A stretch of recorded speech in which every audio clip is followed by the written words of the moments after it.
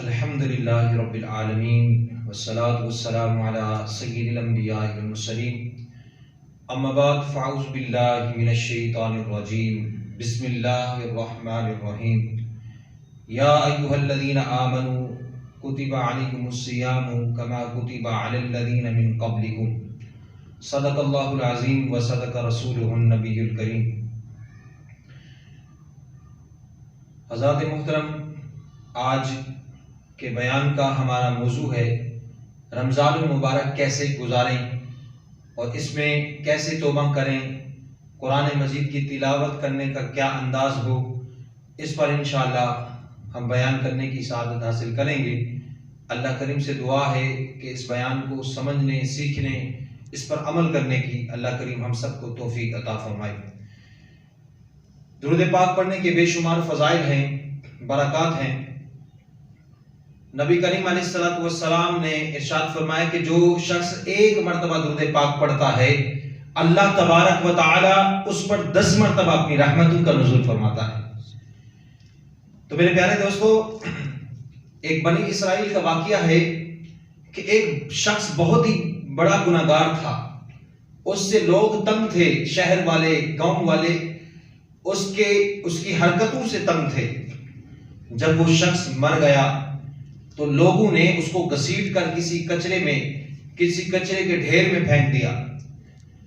اللہ اکبر! اتنے میں رب تعالی حضرت موسیٰ علیہ السلام کو حکم دیتے ہیں کہ اے میرے موسیٰ، جاؤ فلاں جگہ پر میرا پیارا بندہ وہاں پر کچرے کے ڈھیر میں پڑا ہوا ہے اور اس کو جا کر غسل دو، اس کو کفن پہناؤ، اس کی تدفین کرو، اس کا جنازہ پڑھو۔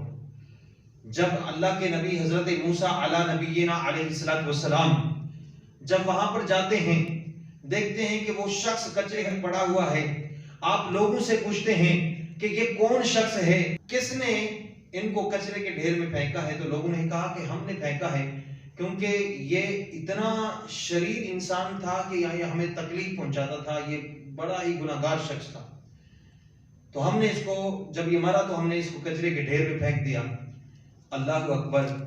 اللہ تبارک و تعالی کے نبی حضرت موسیٰ علی نبینا علیہ السلام اللہ کی بارگاہ میں عرض کرتے ہیں، اے باری تعالی، تیرے بندے تو کہتے ہیں کہ بڑا گناہگار شخص تھا، بڑا شریر شخص تھا، لیکن تو حکم دیتا ہے کہ اس کو کفن پہنایا جائے، اس کی تدفین کی جائے، اس کا جنازہ پڑھا جائے، یعنی کہ معاملہ کیا ہے، آخر وجہ کیا ہے؟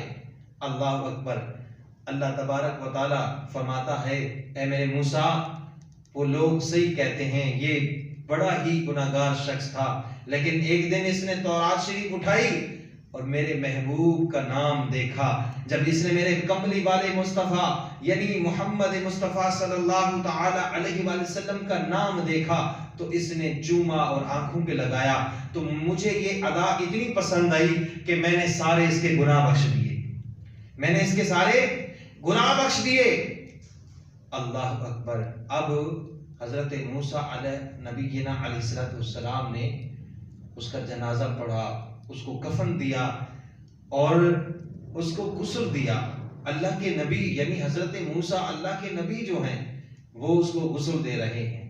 تو آپ اس بات سے اندازہ لگائیں کہ جو بنی اسرائیل کا وہ شخص جو ہمارے نبی کا امتی نہیں تھا، لیکن تعظیم نبی کی برکت سے اللہ تعالیٰ نے یہ شان عطا فرمائی کہ اس کو بخش دیا اور اس کو جنت میں داخلہ عطا فرما دیا۔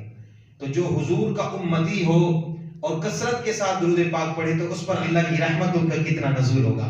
ہمیں چاہیے کہ محبوب کملی والے مصطفیٰ پر کثرت کے ساتھ درود پاک پڑھیں۔ ابھی یہ شعبان معظم کا مہینہ چل رہا ہے، ان قریب رمضان کی بہاریں، رمضان کا مہینہ ان قریب آنے والا ہے، تو کیونکہ یہ شعبان معظم آقا کا مہینہ ہے اور اس میں ہمیں کثرت سے درود پاک پڑھنے کا حکم دیا گیا ہے، جیسا کہ اللہ تعالیٰ کا حکم ہے ان اللہ و ملائکتہ یصلون علی النبی یا ایھا الذین آمنوا صلوا علیہ وسلموا تسلیما۔ اور یہ آیت مبارکہ بھی اسی مہینے میں نازل ہوئی کہ میں خود بھی اپنے محبوب پر درود پڑھتا ہوں، میرے فرشتے بھی، اور یا ایھا الذین آمنوا، اے ایمان والو تم بھی میرے محبوب پر درود پڑھو۔ تو درود پاک پڑھنا کتنا برکت والا کام ہے اور کتنا اس بندے پر اللہ کی رحمتیں اترتی ہیں۔ تو حضرات محترم، میں اصل موضوع کی طرف آتا ہوں۔ جیسا کہ قرآن مجید کی تلاوت میں نے آپ کے سامنے بیان کی، پڑھنے کی سعادت حاصل کی، اس کا ترجمہ ہے اے ایمان والو، یا ایھا الذین آمنو، اے ایمان والو، تم پر روزے فرض کیے گئے ہیں جس طرح تم سے پہلے لوگوں پر فرض کیے گئے تھے۔ اس آیت مبارکہ میں روزے کی فرضیت کا بیان ہے۔ روزہ شریعت اسلامیہ میں اس بات کا نام ہے کہ مسلمان چاہے مرد ہو یا عورت، صبح صادق سے غروب آفتاب تک بنیت عبادت، کھانا پینا اور مجامعت ترک کر دے۔ اس آیت مبارکہ سے یہ بھی ثابت ہوا کہ روزہ جو ہے وہ عبادت قدیمہ ہے، یعنی پرانی عبادت ہے، اور سیدنا آدم علی نبینا علیہ السلام سے تمام شریعتوں میں فرض ہوتا چلا آیا ہے۔ اگرچہ ایام اور احکام مختلف تھے مگر اصلاً روزے سب امتوں پر لازم رہے۔ اچھا، روزے کی فرضیت کا مقصد کیا ہے میرے محترم اسلام بھائیوں؟ روزہ ہجرت نبوی کے دوسرے سال فرض ہوا۔ روزہ تقوی اور پرہیزگاری کا ایک اہم ذریعہ ہے، کیونکہ گناہوں کا ایک سبب جو ہے نفس امارہ ہے۔ ہمارے جو انسان گناہ کرتا ہے ایک تو شیطان ہے، کیونکہ جب شیطان نے گناہ کیا، جب شیطان کو اللہ تعالیٰ کی بارگاہ سے دھتکار دیا گیا، نکال دیا گیا، جب اللہ تعالیٰ نے حکم دیا کہ آدم کو سجدہ کرو تو سب فرشتوں نے سجدہ کیا مگر شیطان نے سجدہ نہ کیا، تو اس کے دل میں تکبر ڈالنے والا، غرور ڈالنے والا وہ کون تھا؟ تو وہ اس کا نفس تھا۔ اس کا نفس تھا جو اس بات پر اس کو غرور اور تکبر دلوا رہا تھا کہ میں تو میں ہوں۔ تو میرے بھائی، ایک تو شیطان ہمارا دشمن ہے اور دوسرا جو سب سے بڑا دشمن ہے وہ نفس ہے انسان کا۔ تو فرمایا کہ روزے کے ذریعے تقوی اور پرہیزگاری حاصل ہوتی ہے، اور کیونکہ گناہوں کا ایک سبب جو ہے نفس امارہ ہے، تو اس روزہ رکھنے سے نفس امارہ جو ہے کمزور پڑ جاتا ہے۔ یعنی جو روزہ رکھتا ہے تو گویا کہ وہ نفس امارہ کو کمزور کرتا ہے، اپنی خواہشات کو مٹاتا ہے۔ لہذا فرضیت صوم کی اس پیاری حکمت کے بارے میں اللہ تعالیٰ ارشاد فرماتا ہے لعلکم تتقون، تاکہ تم متقی پرہیزگار بن جاؤ۔ مفسرین کرام فرماتے ہیں کہ روزے کا مقصد اعلیٰ اور اس سخت ریاضت کا پھل یہ ہے کہ تم متقی اور پاک باز بن جاؤ۔ یعنی روزے کا مقصد یہ نہیں کہ صرف کھانے پینے اور جماع سے پرہیز کرو، بلکہ تمام برے اخلاق اور اعمال بد سے انسان مکمل طور پر کنارہ کشی کرے، اختیار کرے۔ تم پیاس سے تڑپ رہے ہو، تم بھوک سے بے تاب ہو رہے ہو، تمہیں کوئی دیکھ بھی نہیں رہا، اور دھوپ سر پر ہے، زبان خشک ہو چکی ہے، گلا خشک ہو چکا ہے، پیاس بھی لگی ہوئی ہے، سامنے فریج میں فروٹ بھی رکھے ہوئے ہیں، ٹھنڈا مشروب بھی دستیاب ہے، اور جب انسان وضو کرتا ہے تو پھر بھی اللہ تعالیٰ کی بارگاہ میں ڈرتا ہے کہ کوئی قطرہ، احتیاط سے وضو کرتا ہے کہ کوئی ایک قطرہ میرے حلق میں نہ ٹپک جائے اور روزہ نہ ٹوٹ جائے۔ یعنی اسی چیز کا نام جو ہے تقوی ہے، کہ روزے کے ذریعے تقوی حاصل ہوتا ہے، پرہیزگاری حاصل ہوتی ہے، اور نورانیت جو ہے انسان کو ملتی ہے۔ اللہ اکبر۔ تو فرمایا کہ مہینے بھر کی اس مشقت کا مقصد یہی ہے کہ تم سال کے باقی 11 ماہ بھی اللہ تعالیٰ سے ڈرتے ہوئے حرام سے اجتناب کرو۔ یعنی اس مہینے میں جو شخص روزے رکھتا ہے تو گویا کہ پورے جو 11 مہینے ہیں، اس مہینے میں اگر وہ صحیح انداز سے روزے رکھے، تراویح پڑھے، گناہوں سے بچنے کی کوشش کرے، تو 11 مہینے پھر اس کو نیکی کرنے کی ترغیب مل جاتی ہے۔ یعنی اس کے لیے نیکیاں کرنا آسان ہو جاتی ہے، وہ نماز بھی باجماعت پڑھتا ہے، وہ گناہوں سے بھی بچنے کی کوشش کرتا ہے۔ تو اسی لیے فرمایا کہ روزہ جو ہے یہ تقوی ہے، پرہیزگاری کا ایک سبب ہے۔ اور فرمایا کہ جو لوگ روزہ تو رکھ لیتے ہیں لیکن جھوٹ، غیبت، بد نظری، فحش کلامی، گالی گلوچ وغیرہ برائیوں سے باز نہیں آتے، اس سے متعلق سرکار صلی اللہ تعالی وسلم نے واضح ارشاد فرمایا کہ جس نے روزہ رکھنے کے باوجود جھوٹ اور اس پر عمل نہیں چھوڑا تو رب تعالیٰ کو اس کے بھوکے پیاسے رہنے کی کوئی حاجت نہیں۔ کوئی حاجت نہیں. اللہ اکبر. آگے فرمایا کہ ان الصیام لیس من الطعام والشراب ولکن من الکذب والباطل واللغو. روزہ صرف کھانے پینے سے باز رہنے کا نام نہیں، بلکہ روزہ جھوٹ، گناہوں اور بیکار چیزوں سے بچنے کا نام ہے. تو میرے پیارے پیارے اسلامی بھائیوں، یہ میں آپ کے سامنے روزے کے حوالے سے عرض کر رہا تھا. قرآن، اور کیونکہ رمضان اور قرآن ایک ہی ہیں، اور حضور فرماتے ہیں کہ یہ دونوں روز قیامت میرے امتیوں کی شفاعت فرمائیں گے، کیونکہ یہ رمضان میں قرآن نازل ہوا اور قرآن پڑھنے کی ہمیں ترغیب دی گئی. امام جلال الدین سیوطی رحمۃ اللہ تعالی فرماتے ہیں کہ حضرت عیسیٰ علی نبینا علیہ السلام ایک قبر کے پاس سے گزرے تو عذاب نازل ہو رہا تھا. آپ توبہ اور استغفار کرتے ہوئے اس قبر سے فوراً آپ آگے گئے، اور کچھ گھنٹے کے بعد جب واپس آئے تو اس کی قبر جو ہے، قبر پر رحمتوں کا نزول ہو رہا تھا اور قبر جو ہے پھول کی طرح کھل رہی تھی. تو حضرت عیسیٰ علی نبینا علیہ السلام نے اللہ کی بارگاہ میں عرض کی کہ اے باری تعالیٰ، میں اس قابل تو نہیں ہوں کہ یہ تیرے معاملات میں میں پوچھوں، لیکن میں ایک عاجز بندہ ہوں. تجھ سے یہ سوال کرتا ہوں کہ پہلے میں اس قبر کے پاس گزرا تو اس قبر میں نہ عذاب ہو رہا تھا، لیکن اب میں گزرا تو یہ قبر جو ہے یہ گلزار بن گئی، اس پر پھول برس رہے ہیں، پھولوں کی طرح یہ مہک رہی ہے. آخر اس کی کیا وجہ ہے؟ اللہ اکبر. اللہ تعالیٰ فرماتا ہے کہ اے عیسیٰ، دراصل یہ شخص بڑا گناہگار تھا، میرا نافرمان بندہ تھا، اور جب یہ مرا تو اس پر عذاب میں نے نازل کر دیا. اور اس کی ایک بیوی تھی جو حاملہ تھی، اس کے پیٹ میں ایک بچہ تھا. جب اس بچے کی ولادت ہوئی اور آج وہ بچہ 4.5 سال کا ہو گیا، جب وہ مکتب میں قرآن پڑھنے گیا، قاری صاحب نے پڑھایا کہ بیٹا پڑھ بسم اللہ الرحمن الرحیم، تو وہ معصوم بچہ توتلی زبان میں حالانکہ نہیں پڑھ سکتا تھا، لیکن اس نے پڑھا بسم اللہ الرحمن الرحیم.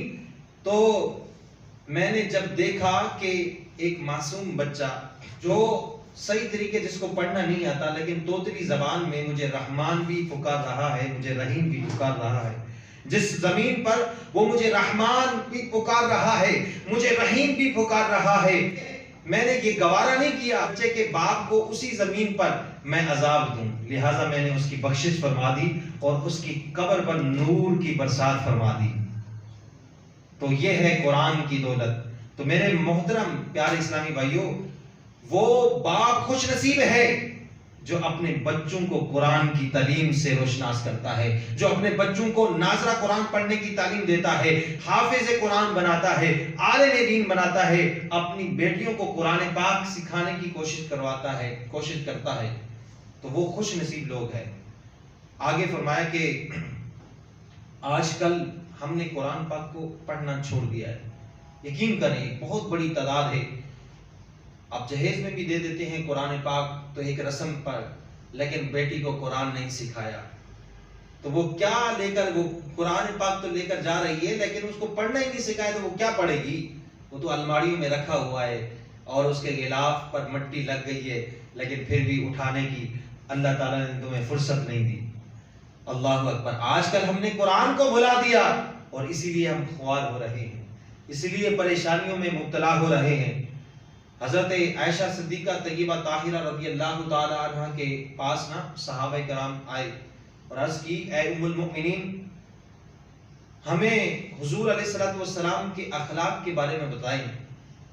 تو آپ فرماتی ہیں کہ تم مجھ سے حضور کے اخلاق کے بارے میں پوچھنا چاہتے ہو تو سنو، جاؤ جا کے قرآن پڑھو. قال خلقہ القرآن، سارا قرآن میرے نبی کے اخلاق ہی کا تو نام ہے. سارا قرآن میرے نبی ہی کے اخلاق مبارکہ کا نام ہے، یہ ساری نعت ہے. تو اس نعت کو سننے لوگ کیوں نہیں آتے؟ اس خوبصورت کلام کو لوگ کیوں نہیں سنتے؟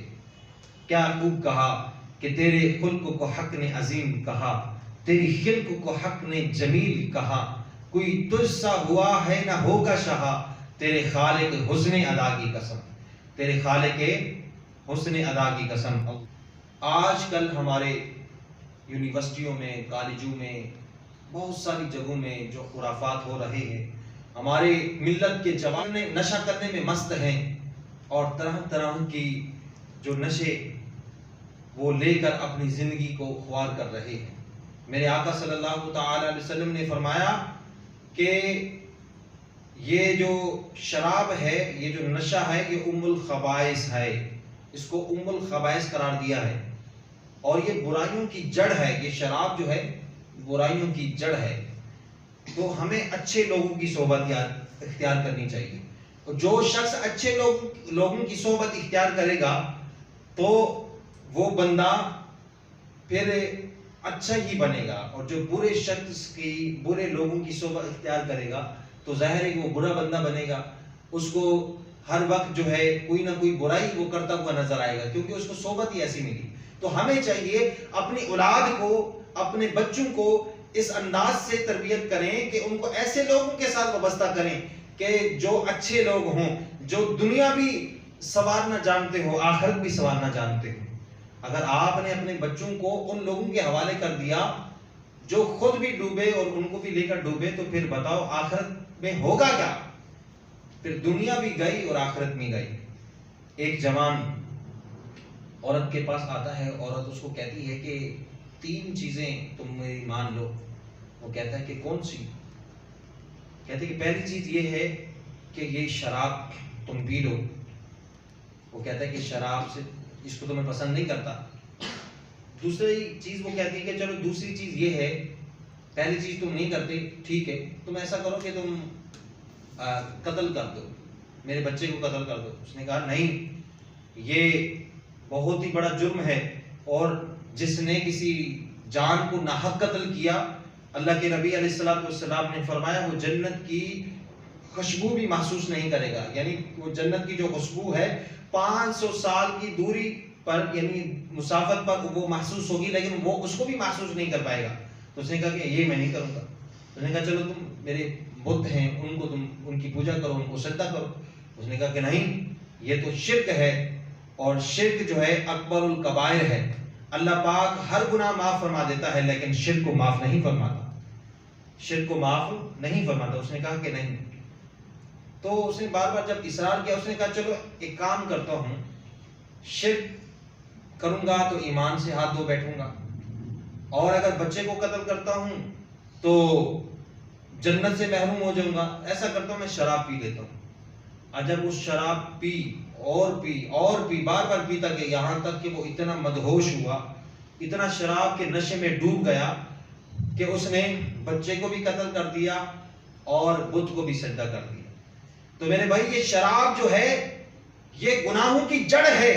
یہ جب انسان پیتا ہے تو اس کی عقل زائل ہو جاتی ہے، اور انسان کو حلال اور حرام کی تمیز نہیں ہوتی، اس کو اچھے اور برے کا کوئی پتہ ہی نہیں ہوتا، اور وہ ایسے کام کرتا ہے جو اللہ کو ناراض کرنے والے ہوتے ہیں۔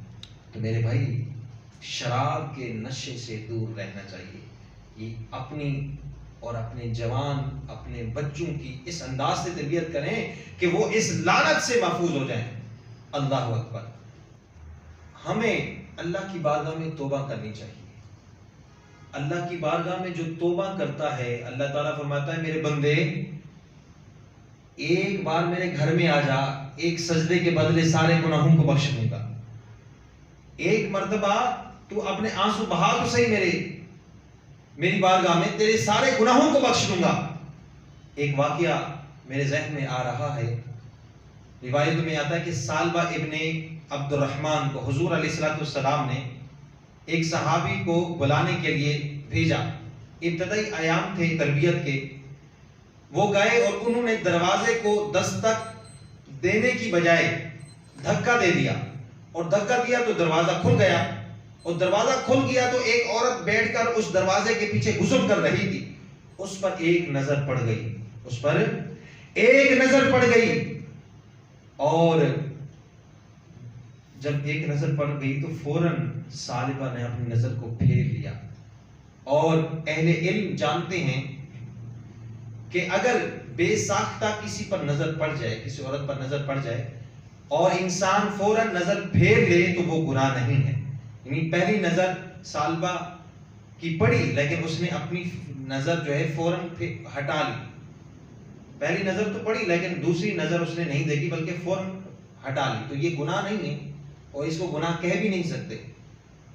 تو لیکن سالبہ کے دل میں شرمندگی، ندامت اور احساس، اس گناہ کا احساس اتنا ہوا، اس نے اللہ کی بارگاہ میں توبہ اور استغفار کرنے لگا کہ اے باری تعالیٰ یہ مجھ سے بہت بڑا گناہ سرزد ہو گیا ہے.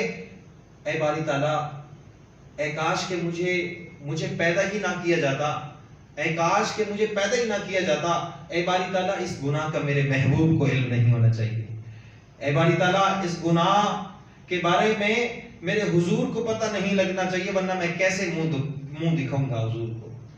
اب سالبہ نہ مسجد میں جاتے ہیں نہ گھر جاتے ہیں بلکہ جنگلوں میں نکل جاتے ہیں، جنگلوں میں پہاڑوں میں نکل جاتے ہیں، وہاں پر ساری رات سارا دن توبہ استغفار کرتے رہتے ہیں.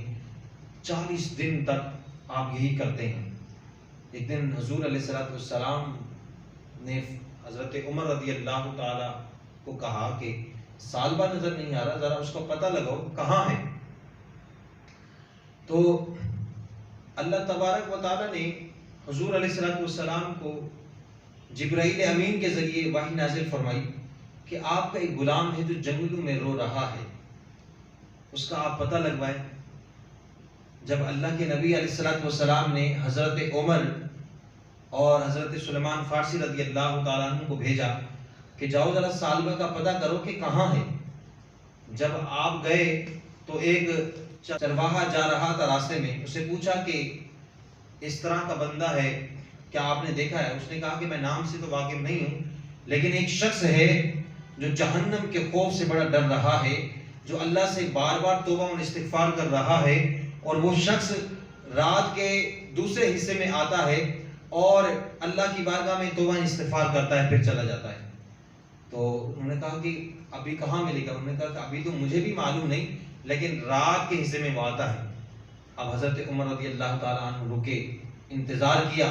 جب حضرت سالبہ آئے تو آپ اسی طرح اپنے ہاتھ پر، سر پر ہاتھ رکھ کے رونے لگے، اللہ کی بارگاہ میں عرض کرنے لگے اے باری تعالیٰ مجھے پیدا ہی نہ کیا ہوتا اور یہ جو گناہ مجھ سے سرزد ہو گیا ہے یہ بڑا گناہ ہے. اے باری تعالیٰ میں اپنے محبوب کو کیسے منہ دکھاؤں گا؟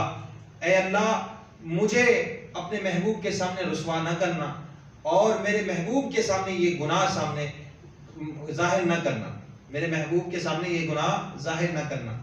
اتنے میں حضرت عمر رضی اللہ تعالیٰ فرماتے ہیں کہ اے سالبہ تم نے کیا حال بنا لیا رو رو کے، کیا ہوا؟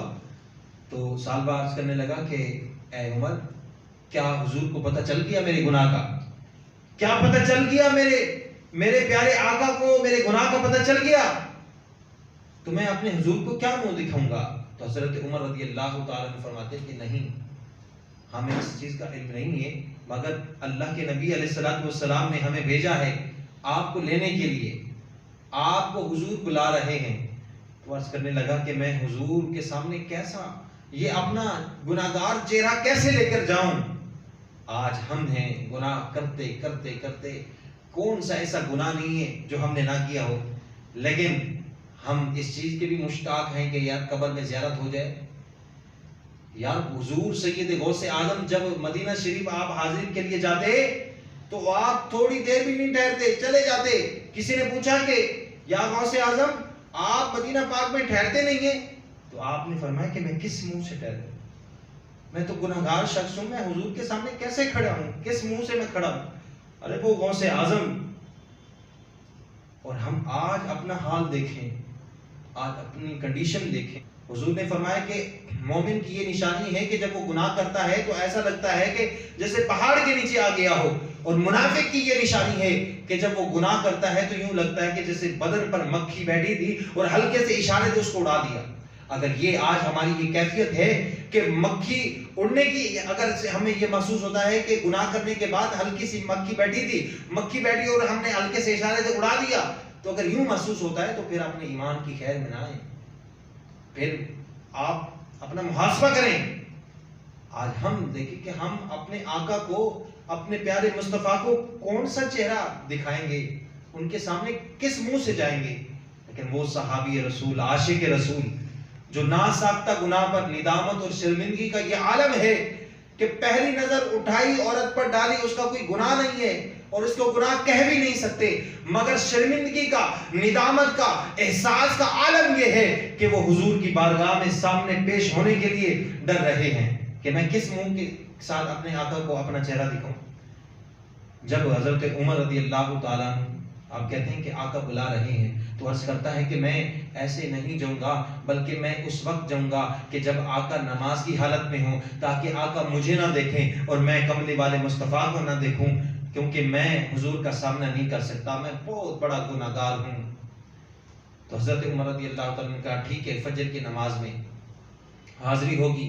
جب فجر میں لے کر گئے، حضور نماز پڑھا رہے تھے، جماعت کھڑی ہو چکی تھی، سالبہ بھی نماز پڑھ رہا، اس نے بھی جماعت میں شرکت کی۔